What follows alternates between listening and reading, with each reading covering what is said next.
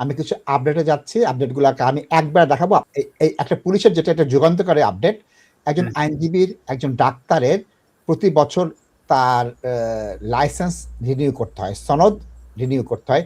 ঠিক তেমনি পুলিশদেরকে তারা জীবনে একবার পুলিশ হলে পুলিশ থাকতে পারে, সেটাকে চেঞ্জ করে আইনজীবী এবং চিকিৎসকরা যেরকম করে করেন, সিপিডি করতে হবে এবং তাদের লাইসেন্স টু প্র্যাকটিস রাখতে হবে। তাদের শারীরিকভাবে তারা ঠিক আছেন কিনা, আইন জানেন কিনা, নারীর প্রতি সহিংসতা কি, কন্যার প্রতি সহিংসতা কি, এথনিক মাইনরিটি কি, ভালনারেবল কি, মেন্টাল হেলথ কি, পিটিএসডি কি, ইত্যাদি ইত্যাদি নানা জিনিসটা ধাপে ধাপে তারা চেঞ্জ করবে। এই চেঞ্জের প্রস্তাবটা যখন করেছে, পুলিশ অ্যাসোসিয়েশন এটা বিরোধিতা করছে যে আমরা ইনানডেটেড, আমরা ক্রাইম আটকাতে পারছি না, আমাদের জন্য এটা বাড়তি বোঝা না দিও না, এটা বাড়তি বোঝা দিও না। সুতরাং তারা এটা চাচ্ছে না। এটার বলতেছে যে আমাদের জন্য খুব খারাপ অবস্থা হবে।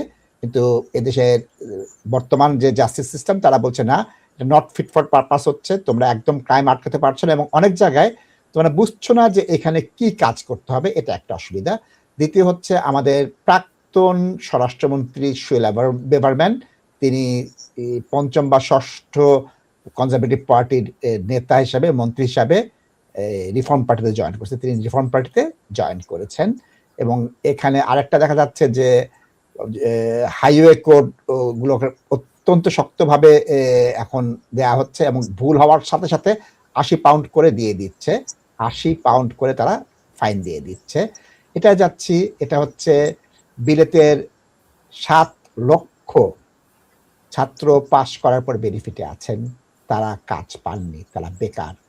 7 লক্ষ, 700,000। তাজ ভাই, এর বাইরে কি আর কোনো আপডেট চাচ্ছেন? নাচিব ভাই, এই যে বিভিন্ন মিডিয়াতে দেখছেন এবং আমার মোবাইলে আমার এক ভাই টেক্সট মেসেজও দিচ্ছেন যে এই সাবজেক্টটা কভার করার জন্য। এই যে হেডলাইন, যেটা ব্রিটিশ পাসপোর্ট ছাড়া ইউকেতে আসতে পারবেন না, জি, যে আপনি যদি ব্রিটিশ নাগরিক হন, ব্রিটিশ পাসপোর্ট ছাড়া ইউকেতে আসতে পারবেন না, এই জিনিসটা একটু ক্লারিফাই করা উচিত। এবং লাঞ্চ টাইমে আমি যেটা বলছিলাম, ওরা যখন বলছে যে রাইট অফ অ্যাবর্ট থাকতে হবে আপনার যদি ফরেন পাসপোর্ট থাকে, তো এইটার ব্যাপারে আমি নাশিদ ভাই আপনাকে বলছিলাম যে এটা আমার আইনের স্টাডি করা লাগবে না, এটা আমি বিনা দেখে বলতেছি, হয়তো এই ওয়ার্ডিংটা ওরা রং লেখছে, এটা একটু আপনি এক্সপ্লেইন করেন দর্শকদের। এই জিনিসটা বলা হচ্ছে দ্বৈত নাগরিক যারা আছে তাদের ব্যাপারে এই জিনিসটা দিয়ে দেওয়া হয়েছে। একজন যদি দ্বৈত নাগরিক থাকে তাদের কি করতে হবে, তখন তারা বলছে তাদের ব্রিটিশ পাসপোর্ট থাকবে অথবা রাইট অফ অ্যাবর্ট যদি না থাকে তখন তাদের ঢুকতে দেওয়া হবে না। অর্থাৎ একজন আমেরিকান পাসপোর্ট আছে, ব্রিটিশ পাসপোর্ট আছে, ব্রিটিশ পাসপোর্ট দিয়ে ঢুকতে হবে অথবা right of abort certificate of entitlement, passport অথবা রাইট অফ অ্যাবর্ট থাকতে হবে, দুটোই না। অর্থাৎ একজনের রাইট অফ অ্যাবর্ট আছে কিন্তু তিনি ব্রিটিশ পাসপোর্ট নেননি, অন্য দেশের পাসপোর্টে আছে, তিনি ঢুকতে পারবেন অথবা ব্রিটিশ পাসপোর্টধারী ঢুকতে পারবেন। এর বাইরে যদি ইটালিয়ান পাসপোর্ট, বাংলাদেশি পাসপোর্ট থাকে, সেটা ইনডেফিনিট লিভ টু রিমেইন থাকে, ঢুকতে পারবে না, ব্রিটিশ পাসপোর্ট থাকতে হবে অথবা রাইট অফ অ্যাবর্ট থাকতে হবে। এটা হচ্ছে আইন কাজ ভাই, নতুন। সো দর্শক, এখানে কনফিউশনের কিচ্ছু না, আপনাদের দ্বৈত নাগরিকত্ব এটা কখনো ক্যান্সেল করা হচ্ছে না, আমি এটা সরকারকে পুরোভাবে সাপোর্ট করতেছি। আপনি যদি এই দেশের ব্রিটিশ নাগরিক হন, আপনি এই দেশের পাসপোর্ট নিয়েই আসবেন, আপনার যাওয়া আসা, অ্যারাইভেল, ডিপার্চার সব একটা গণ্ডির মধ্যে থাকতে হবে। এবং এইটা নিয়ে মানুষ, নাশিদ ভাই, অনেক ক্রাইম করে, মানুষ অনেক বেনিফিটস ফ্রড করে, অনেক কিছু করে দর্শক, এগুলা আমার নিজের জানা মতো, এবং আমি সরকারকে এইটা ফুললি ইন্ডোর্স করতেছি for this strict law.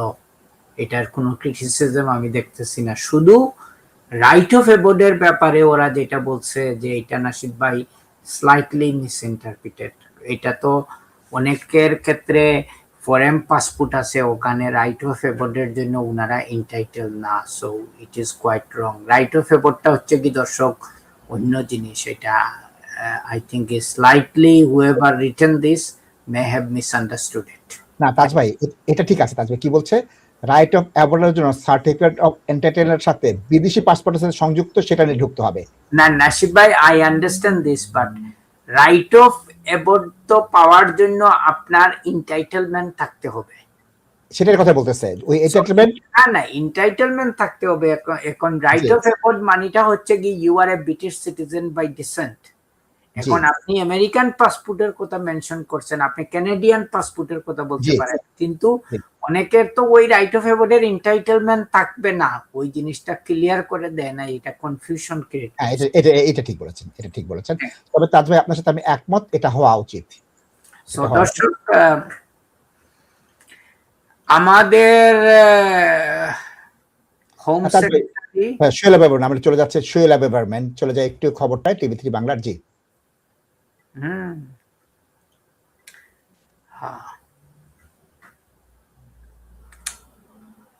So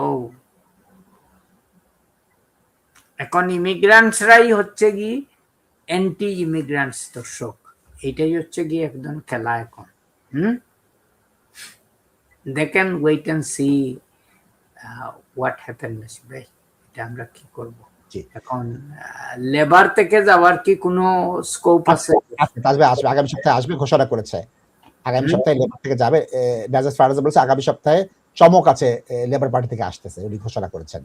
এবং আগামীকাল 2টার সময় ম্যানচেস্টারে, যেটাকে অ্যান্ডি বার্নহামকে দেওয়া হয় নাই, চমক সহ একজন নতুন প্রার্থী ঘোষণা করবে নাজেল ফারাজ। ওই বাই ইলেকশন কে করবে, এবং বলা হচ্ছে এটা কিয়ার স্টাবের পকেটের লাস্টে ক্ষমতা ঘটিয়ে দেবে।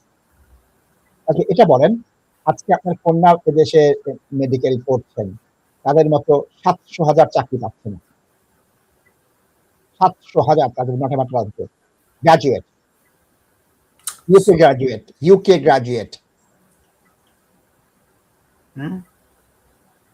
তো ব্লেমটা কার উপর যাবে নাসিদ ভাই? এই ইমিগ্রান্টসরা আসিয়া সব চাকরিগুলা নিয়ে নিচ্ছে। তাছাড়া এদের দক্ষতা যোগ্যতা নেই। মেন্টাল হেলথ 240,000 মেন্টাল হেলথ সহ হেলথ ইস্যুতে কাজ করতে পারে না, তাদের হেলথ রিজন আছে, মেন্টাল হেলথ বা হেলথ রিজন আছে। গ্রাজুয়েট 240,000, 500,000, 250,000। সো আমরা যখন দর্শক নেই নিউ গ্রাজুয়েট, এখন ওরা তো 3 বছরের ল ডিগ্রি করে অনেক পয়সা ইউনিভার্সিটিকে দিতে হয়। লাস্টে ওরা বার ভোকেশনাল, যেটা ব্যারিস্টারদের জন্য, এলপিসি হচ্ছে সলিসিটার্স এর জন্য লিগ্যাল প্র্যাকটিস কোর্স, ওখানে আরো অনেক পয়সা খরচ হয়, 18-19,000 পাউন্ড। তো আমাদের কাছে আসার পরে it's not just me, it's all my colleagues, এটা সিমিলার কনসার্ন। আমরা কনসার্নটা হচ্ছে গিয়ে আমরা ওদেরকে একটা ন্যাশনাল মিনিমাম ওয়েজেস দিয়ে রাখতে হয়, which is comes to nearly 24,000 দর্শক। It's a huge amount of money, not a joke. তো ওরা কি শিখে আসে যে লো স্কুল থেকে? আমরা নিজেরা স্ট্রাগল করি। দর্শক, উইল ইউ বিলিভ মি, একটা কামে অ্যাড্রেস লিখতে পারে না, একটা অ্যান্টি ক্লিয়ারেন্সের জন্য ফিগার মিলাইতে বলি, ক্যালকুলেশন করে দাও, এখানে ক্যালকুলেটর দিয়ে টিপতে টিপতে কোনো কিছুই মিলে না। দিস ইজ এখন 700 গ্রাজুয়েটের মধ্যে 240 হচ্ছে কি তারা অসুস্থ, মানসিক প্রবলেম, কাজ করতে চায় না, লং আওয়ার কাজ করতে চায় না। দর্শক, আমাদের মতো এমপ্লয়াররা হচ্ছে এদের হাতে victim. On the another hand, there is a strict employment law, যেটা আমরা ফলো করতে হয়। অনেক সবই রাইটস তো ওদেরই।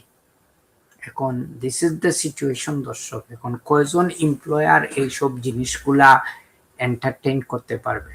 আজকে আমার কাছে কনসালটেশনের জন্য অনেক আসে, এবং আমার অনেক খুশি লাগে নাসিদ ভাই, এখানে অনেকে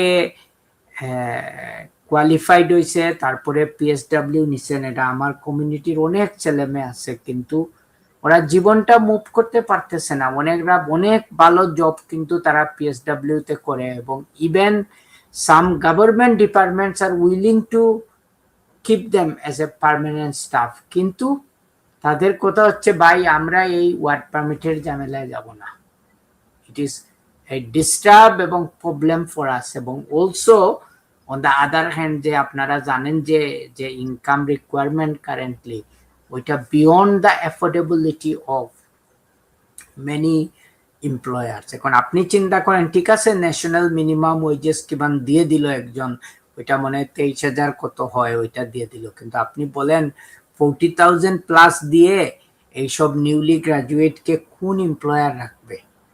ইটস জাস্ট অলমোস্ট ইম্পসিবল। এবং সরকার এই জিনিসগুলা চিন্তা করতেছে না। আজকাল আমরা যখন স্টুডেন্ট ছিলাম সারাদিন ইউনিভার্সিটিতে ক্লাস করতাম, আমাদের সময় ওই লাক্সারি ছিল না দর্শক এবং ব্রাদার্স এন্ড সিস্টার, যে আমরা কোর্স ওয়ার্ক করতাম। আমাদের অনেক এক্সাম ছিল, মোস্ট অফ দ্য LLBর এক্সাম ছিল কিন্তু 100% এক্সাম। আমাদের তখন কোর্স ওয়ার্ক ছিল না। কিছু কিছু সাবজেক্টে কোর্স ওয়ার্ক ছিল, আপনি 20% ছিল বা 10% ছিল বা ম্যাক্সিমাম 30% মার্ক ছিল কোর্স ওয়ার্ক। আপনি এক্সামেও পাস করতে হইতো, কোর্স ওয়ার্কেও পাস করতে হইতো। এখন কি লাক্সারি হয়েছে নাশিদ ভাই, অনেক সাবজেক্টই কিন্তু 100% এক্সাম। এবং আমি আবারও বলতেছি, আমি এই যে আপনি মেনশন করছেন my daughter is an university student, তো আমি জিজ্ঞেস করি যে মা কখন যাও তুমি, কোনো ক্লাস করায় না, এই কয়দিন পরে পরে এত বড় বড় টিউশন ফি দেয়, বলে আব্বু বুঝবে না এগুলা সব অনলাইন সব অনলাইন ক্লাস। আমি তো আর ওল্ড ম্যান, হাইব্রিড আমি তো বুঝি না, বলি যে এটাই বলতেছি দর্শক। আজকে অনেকের অসুস্থ হয়ে যায়, তাদের স্টাডি ব্রেক লাগে, কাজের জায়গায় আসলে তারা কাজ করতে চায় না। এই যে গ্রাজুয়েটদের কথা বলতেছি দর্শক, আমি লাস্ট ফ্রাইডে আমার ফ্রন্টের আমার ডেপুটি ম্যানেজারকে বলছি, আলম ভাইকে আপনারা অনেকে চিনেন, যে আলম ভাই আপনি একটু কষ্ট করে ওদের সবাইকে গিয়ে একটু বলে আসেন যে 3 অফিসে ওরা সোমবারে কারা কারা অফ সিক হবে, আপনি একটু লিস্টটা দিয়ে দিলে ভালো হবে, আমরা তখন অ্যারেঞ্জমেন্ট করতে পারবো সোমবারে আমরা অফিস কিভাবে রান করব। দর্শক, this is the current situation of our new generation, new graduate. এবং যারা লো প্রফেশনে ঢুকে তারা জানতে হবে তাদের 9 to 5 কোনো জব নাই। তারা স্পেশালি যদি তারা কনভেন্সিং এর কাম করে, সিটি ফার্মে কাজ করে, তাদের কিন্তু 9 to 5 জব আছে। কিন্তু immigration, criminal, family, children matter যারা ডিল করবে দর্শক, তোমাদের কোনো 9 to 5 জব নাই। You may have to work until middle of the night, and this is the beauty of the profession. এবং ইয়াং ব্রাদার্স এন্ড সিস্টার যারা লো প্রফেশনে ঢুকতেছেন, এবং স্পেশালি আপনারা যখন এইসব এলাকায় এরিয়াতে কাজ করবেন, কোর্টে যাইবেন, আপনারা হচ্ছেন কি রিয়েল ফিল্ডের soldier, not doing the conveyancing work or in the city based firm, you are just doing the paper work. কিন্তু যারা কোর্টে যাবে, ফাইট করবে, পুলিশ স্টেশনে যাবে, এইগুলাই হচ্ছে কি একজন সোলজারের fight in the battle field. And this is the something you should be ready to fight on in your life.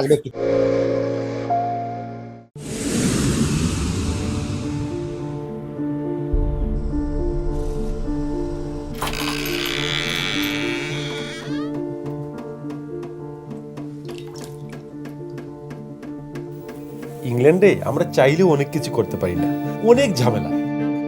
হায় রে হায়, লন্ডনের এই জীবনে ঝামেলার কোনো শেষ নাই। আমি লাল, আমার ইমিগ্রেশন, ঘর, ব্যবসা সবকিছুর ঝামেলার সমাধানে সবসময় পাশে আছে Taj solicitor. Taj solicitors, believe in service.